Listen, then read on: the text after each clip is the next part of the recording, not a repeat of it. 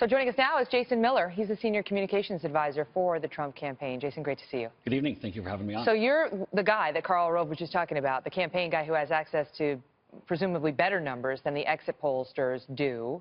What are you seeing? What states concern you, and what states are you excited about right now? Well, let me tell you, first of all, why we're excited about Florida. We think that Florida is going to be, Mr. Trump will ultimately win. Going into Election Day, usually Republicans are down behind Democrats on early and absentee voting. Our ticket is already doing 81,000 votes better. Republicans are doing 81,000 votes better than the ticket was 4 years ago. 4 counties I want to point out. As we talk about Duval in northeastern Florida, and we talk about Hillsborough, where Tampa is, Republicans are overperforming their percentage of the electorate by 6 points. Democrats are underperforming their percentage by 4 points. 2 big counties. Versus 4 years ago? No, versus how many Democrats are in that county? Yes, versus how many are right there. As we look at Broward, which is the big guy, one of the big guys down in South Florida. Yep. Republicans are overperforming by 6%, and Democrats are underperforming by 6%. But let me ask you about Broward County, because the news that came out earlier was that Broward has broken the record for most votes ever, with less than 1 hour left to go. That was at 6 o'clock tonight, something like 827,000.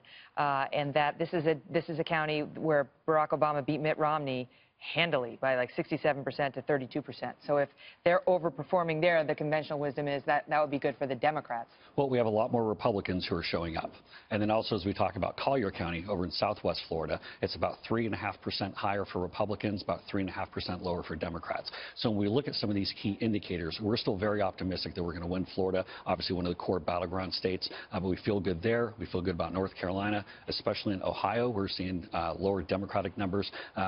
Democratic votes are going to be off by about 3 to 5% in Cuyahoga County, where Cleveland is. And so as we're seeing these turnout there is down in some of the Democratic districts. But the question to you is, so you feel good about Ohio and Florida. Those are 2 must-wins for Donald Trump. So what about, and obviously he's looking somewhat better than he would have anticipated a couple weeks ago in states like Pennsylvania and Michigan. What about North Carolina? Do you think we're going to be able to call that tonight? We feel good about North Carolina. We think we'll be able to call it for Mr. Trump. How soon that's going to be, we don't know. But Pennsylvania? Pennsylvania's going to be close. I think we have a real shot there. I think we have a real shot in Michigan. How about Wisconsin?